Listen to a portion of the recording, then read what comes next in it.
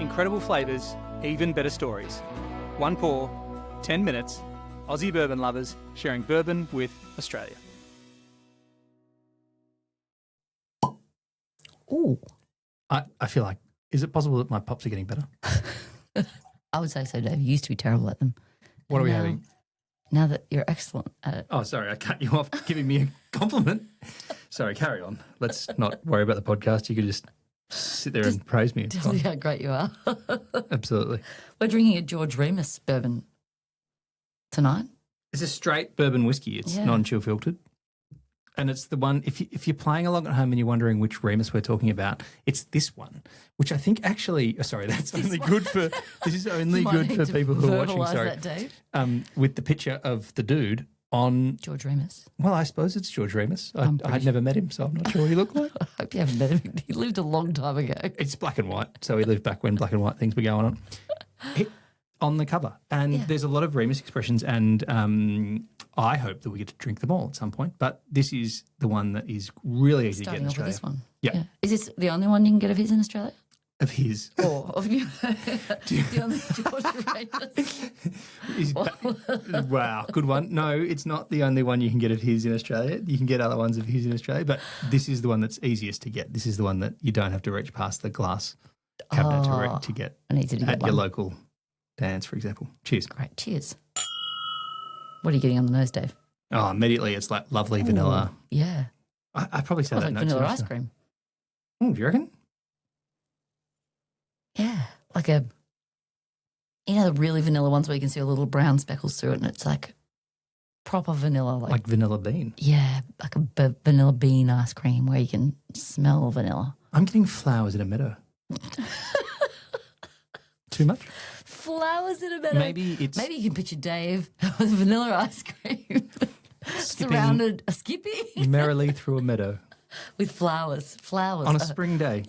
Not hay fever inducing, just the right amount of flowers on a day. Yeah, I'll leave you to do the skipping to the meadow, Dave. A little bit of fresh orange. Like freshly cut orange. Oh, freshly cut orange. I don't know much at all about this whiskey, but I do know a tiny bit about George Remus because when you brought this home, I'm like, oh, I love a good story. Because, I like bourbon, but I think my favourite part is the stories behind it. I'm actually thoroughly enjoying this nose. Not the meadow bit necessarily. It's just a really nice nose. Quick, why we've got this bottle? Do you want me to bang into that first?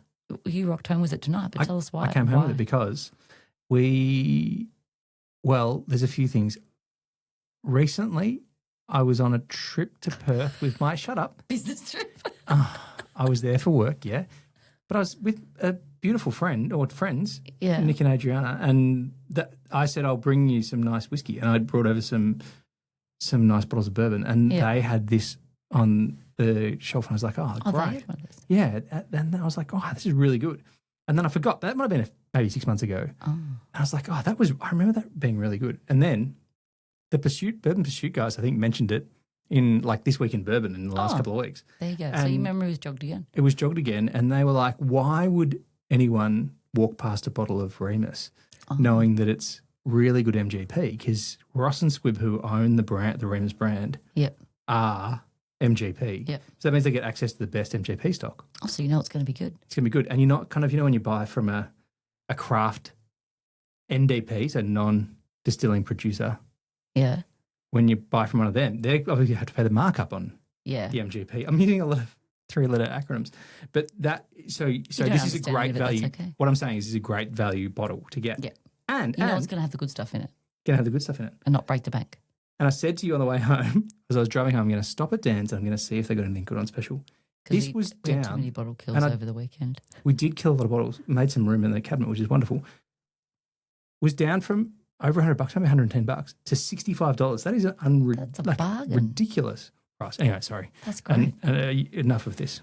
Enough of what? This is all good information. This is Dave's story about this bottle. About this particular bottle. The George Remus story is he was known as the king of the bootleggers. What's a bootlegger? It's like during Prohibition, and they like sold it and smuggled it illegally.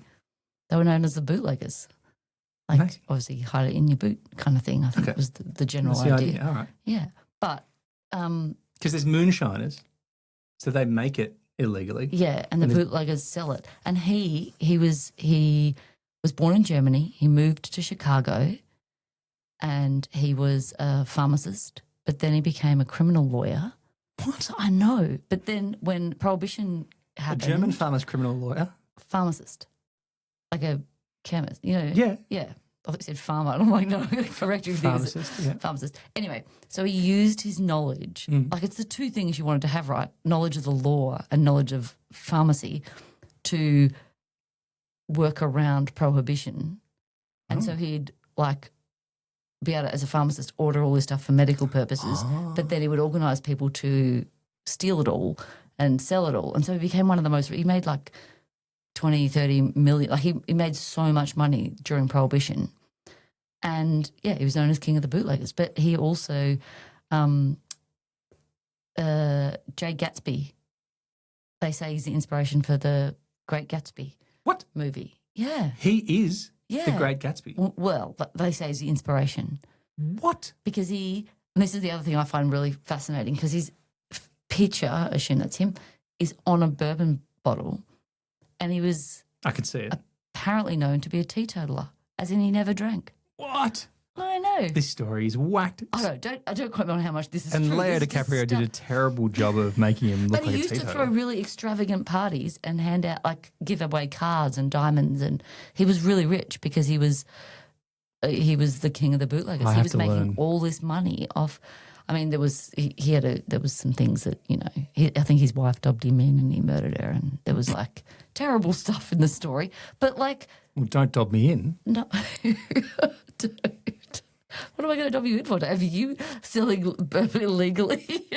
No, I'm not selling. I'm just drinking it, and that's pretty legal to do. But anyway, I just was like, what a crazy, fascinating, random bunch of facts that go with the bourbon bottle. Because I'm always about a bottle of bourbon is more than just the liquid inside it. Amazing. He sounds a bit like kind of like the Ned Kelly equivalent of like the fact that we're celebrating him when he's maybe a really bad dude. Well, I don't know whether we're celebrating. We're celebrating bourbon. I don't know. I don't know. Well, the fact that he didn't drink bourbon. Well, that doesn't make you all of a sudden a good person if you choose not to drink. No, I find that crazy. Like, why is the guy who didn't drink it on the bottle? Yeah, all right. Well, why is that? I don't know. Do you know what I'm getting now a little bit more of? A bit of that black pepper kind of like, or the spiciness, the rye spice on the front, which is quite lovely. I've been too busy talking to taste it. You have been. And I went digging around to see if I could find what the mash bill was. And do you have any luck? No luck, because it's usually made of a mix of the mash bills. Because they just pick the best stuff. Oh, not the best stuff, but I'm sure it's some of the best stuff. They pick and they mix and they create the blend. So yeah, it's definitely got some pepper there. But that's nice. Good story. He looks like a gangster in the picture. Yeah, he does. Which makes the Great Gatsby. He doesn't quite kind of line up. Although I love that he threw lavish parties. Yeah. Gave away diamonds. See, that seems a little over the top, doesn't it? Cars. He gave away cars. But did Jay Gatsby and the Great Gatsby give away cars? Oh, it's a long time since I've watched that movie. But he threw very lavish parties. Maybe we need to go back and watch the movie. Yeah. But there you go. Righto. Great stories and good bourbon. Well, so I think this is one of these ones where it's our duty to a certain extent to say if you're an Australian. Yeah, this one is definitely available on your Dan's shelf. Definitely available on Dan's shelf. It's a really lovely drink, like a lovely drop. Beautiful, well-rounded vanillas and caramels. Walk in the meadow with a bit of floral notes. Skipping in the meadow every day. Did I say skip? You said you were skipping. I was meandering at different points. We could kind of, you can make your way through the meadow in your own way. But it's also got, I feel like there's a little bit of age on that. I've got no idea what the age is. They don't tell you the age, do they? It's not old, but it's, very pleasant. But it definitely has a warmth, like that sort of light peppery, warm finish. I really like that. And that's a good discovery. Thanks, Nick and Adriana. I think, as well. Yeah. But I think as well, there's got to be a thing I think for a long time people were like, MGP, they're just making lots of stuff to then sell and whatever. But I think people have come around to the idea that it's good. What they make is good. It's good stuff. Yeah. And we should be enjoying it. And so 2 options. Pick your favourite craft NDP who's sourcing from MGP, or go, well, we love it. and get yourself a bottle of something like Remus, particularly if you like this expression, or one of the kind of the older expressions as well, which is have the fancier bottles and they don't have his picture on it, for example. Now that you say that thing about the Great Gatsby, there's definitely a really Art Deco bottle. Yeah. All right. Going to have to find out more. We're going to go down a rabbit hole here, aren't we? Well. Cheers to good bourbon and good stories. Here's to giving away more diamonds and cars. Cheers. Thanks for listening. Make sure you're connected with us on TikTok, Instagram and YouTube, and stay connected with us by clicking subscribe on your favourite podcast app.